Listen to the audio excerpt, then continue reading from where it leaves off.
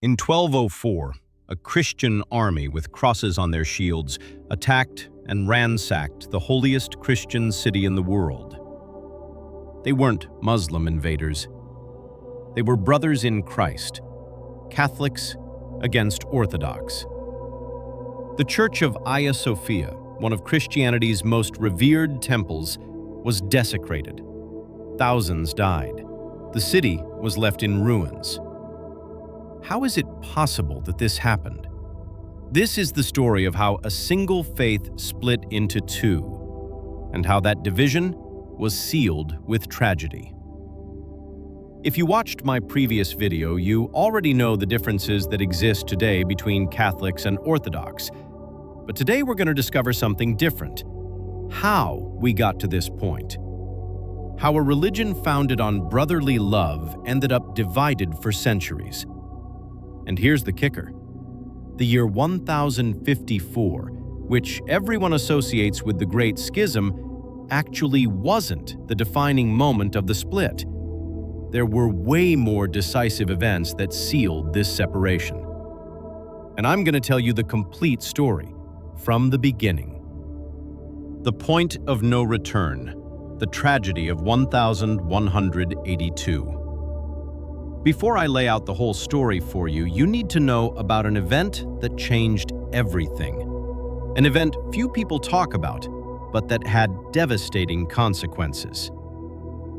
Year 1182, Constantinople, the biggest and most prosperous city in the Christian world.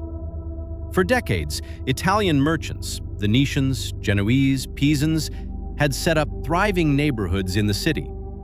Many were born there. It was their home. But in April 1182, when a new emperor takes power, the resentment that had built up for years explodes. What happens over 3 days marks a before and after in relations between East and West. According to chroniclers of the time, including the historian Eustathius of Thessalonica, roughly 60,000 Latins were attacked. Thousands lost their lives. Entire families were destroyed. Not even hospitals or sacred places were respected. The papal cardinal, the Pope's representative in Constantinople, was executed in a humiliating manner. The survivors, about 4,000, were sold as slaves. This tragedy changed something fundamental in the hearts of both churches. Because what happened 22 years later in 1204, many see it as a terrible consequence of this day. But to understand how we got here, we need to go back way further in time. When the empire split. Year 395, the beginning of two paths. Emperor Theodosius I dies. The empire is divided between his two sons. Arcadius rules the Greek-speaking East. Honorius rules the Latin-speaking West. At first, it's just an administrative division, but over time, it becomes something way deeper. The West faces constant barbarian invasions. In the 5th century, Rome falls. The Western Roman Empire disappears. But the East survives. Constantinople becomes the new Rome, the most powerful city in the known world. The dilemma nobody solves. Now there are two centers of Christianity. Rome, without an empire but with the Pope. Constantinople, with an empire and a patriarch. Cultural differences grow. The West speaks Latin, the East speaks Greek. The West develops a Roman legal mindset. The East maintains the Greek philosophical tradition. Liturgies evolve along different paths. And the question arises that nobody can answer satisfactorily. Who has the final authority in the Church? Rome says the Pope as Peter's successor. Constantinople says important decisions are made in councils among all bishops. Charlemagne, the day the West looked the other way. Year 799, a pope in danger. Pope Leo III faces a crisis. Roman nobility, who don't accept him because of his humble origins, organize an attack against him. They try to remove him from power. His life is in danger. Who does he turn to for help? Traditionally, popes sought protection from the emperor in Constantinople. After all, they were the legitimate Roman Empire. But Leo III does something different. He goes to Charlemagne, the king of the Franks, a ruler of Germanic origin who's expanded his kingdom throughout most of Western Europe. Charlemagne responds. He protects the pope, restores him to his position. And then, something historic happens. Christmas of the year 800, St. Peter's Basilica in Rome. While Charlemagne prays kneeling before the altar, Pope Leo III places a crown on his head and proclaims him Emperor of the Romans. The crowd cheers. It's a momentous occasion. But in Constantinople, the Byzantine emperor, at that time Empress Irene, the first woman to rule the empire in her own right, considers it a direct affront. How dare they? We're the Roman Empire. Who gave them authority to create another emperor? The Pope argues that the throne was vacant because a woman couldn't be emperor.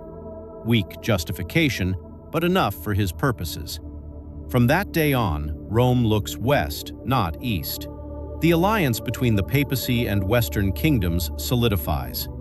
Constantinople feels the betrayal. The gap deepens. The fundamental conflict. The question that was never answered, who has the final word?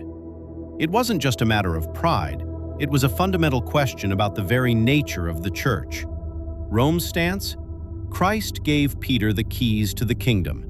The Pope, as Peter's successor, has primacy over the entire church. His authority is supreme. Constantinople's stance. The early church made decisions in councils. All bishops are successors of the apostles. The Pope deserves respect and honor, but doesn't have absolute power over us. Both positions make sense from their perspective. Both quote the Church Fathers. Both consider themselves faithful to apostolic tradition. But they're incompatible. And to this central tension are added dozens of minor differences in liturgy, practices, and theological emphases. None is enough by itself to divide the church. But together, they build a wall that grows with each generation. 1054, the year everyone knows. July 16th, 1054, the day of the schism, or not. The context. Pope Leo IX is in conflict with Michael Cerularius, the Patriarch of Constantinople. Tensions have escalated over several issues, including Latin churches closed in Constantinople and liturgical differences. The Pope sends a papal delegation to Constantinople, led by Cardinal Humbert of Silva Candida. Officially, they're going to negotiate a military alliance against the Normans and resolve ecclesiastical disputes. Negotiations fail. July 16, 1054, during preparation for Mass at Hagia Sophia. Cardinal Humbert enters the cathedral. He walks straight to the altar. He deposits a document, a bull of excommunication against Patriarch Michael Cerularius. Then he leaves the church and abandons the city. Cerularius, days later, convenes a synod and excommunicates the papal legates. Here's what's remarkable. Pope Leo IX had died 3 months earlier in April. Technically, Humbert was acting without valid papal authority. The excommunications were personal, against specific individuals, not against the complete churches. And most importantly, most Christians of 1054 didn't see this as a definitive break. Life went on. The churches stayed in contact. Some patriarchs didn't even find out right away. Many thought it was just another dispute that would be resolved in time, like so many others before. So, if 1054 wasn't really the final break, what events were? I already told you about the tragedy of 1182, but what came after was even more devastating. 1204, the Fourth Crusade, the point of no return. 22 years later, 1204, the Fourth Crusade is proclaimed by Pope Innocent III. The goal? Liberate Jerusalem. But the crusade never reaches the Holy Land. The Crusaders need maritime transport. The Venetians, who control the most powerful fleet in the Mediterranean, offer their ships. But they have their own motivations: commercial grudges, memory of 1182, political ambitions. Under the influence of the elderly Venetian Doge Enrico Dandolo, the crusade is diverted. The pretext is to restore the legitimate Byzantine emperor. April 1204. The Crusaders arrive at Constantinople. What happens during the next 3 days is one of the darkest moments in Christian history. Constantinople, the largest and oldest Christian city in the world, is sacked by a Christian army. The majestic Hagia Sophia, where ecumenical councils had been celebrated, is desecrated. Sacred treasures accumulated over centuries are stolen or destroyed. Irreplaceable works of art are lost forever.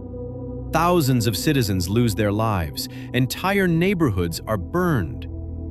The Byzantine historian Niketas Koniates, who witnessed these events, wrote with deep sorrow, "Not even the Saracens are so cruel. At least they respect our sacred places. But these who bear the cross of Christ..." He couldn't finish the sentence. The Crusaders didn't stop there. They established what they called the Latin Empire of Constantinople, which lasted until 1261. They appointed a Latin emperor, a Latin patriarch. They tried to impose Latin practices by force. The consequences? Although the Byzantines eventually recovered their city in 1261, the Byzantine Empire never fully recovered. It was left so weakened that 2 centuries later it fell to the Ottomans. But more important for our story, after 1204, reconciliation became almost impossible. A Byzantine proverb emerged at that time: "Better the Turkish turban than the Latin mitre." It expressed a tragic sentiment. They'd rather be ruled by Muslims than reunify with Rome.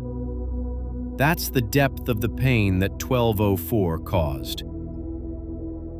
Attempts to heal the wounds. And after all that tragedy?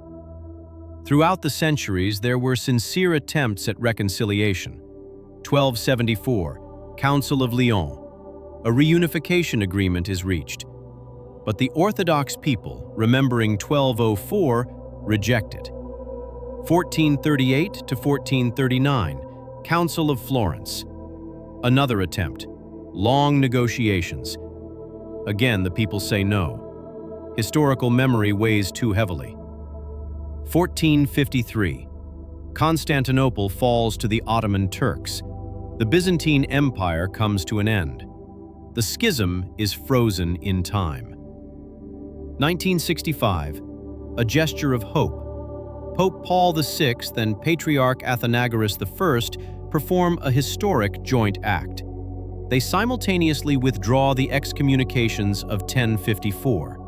They embrace. They pray together for unity. It's a beautiful and emotional moment.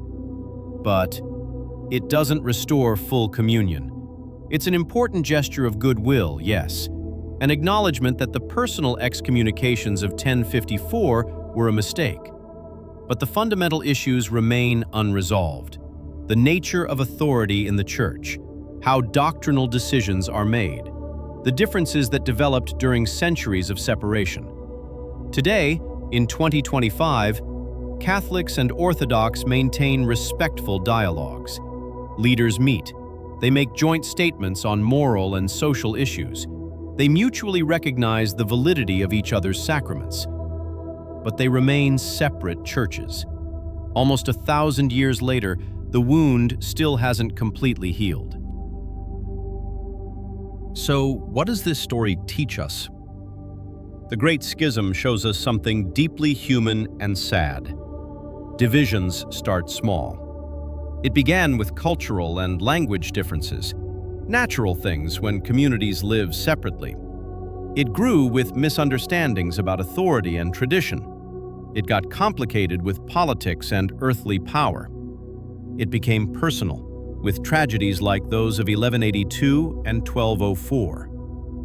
The most important lesson? When we allow pride, resentment, and historical wounds to accumulate, when we mix faith with political ambitions, when we let small differences grow without dialogue, we can lose something precious: unity.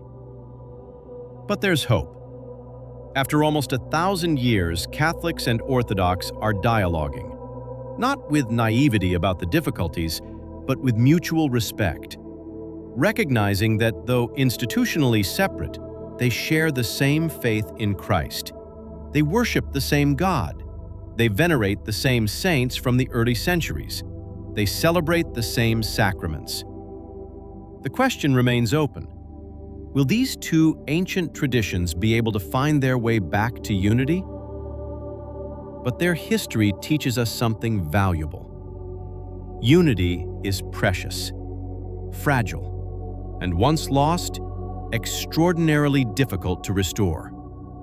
It's a lesson that transcends the history of these two churches.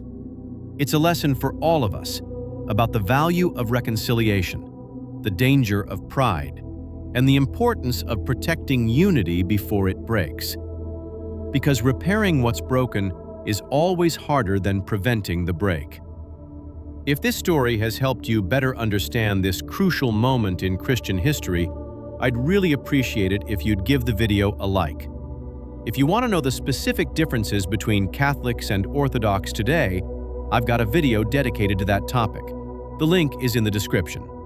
Subscribe to the channel if you want more content about the history of faith and how we got to where we are today. And I'd love to know your opinion. Do you think Catholics and Orthodox will ever reunite? Or is separation now a permanent part of each tradition's identity? Drop it in the comments. Thanks for coming along with me on this journey through history. God bless you. See you in the next video.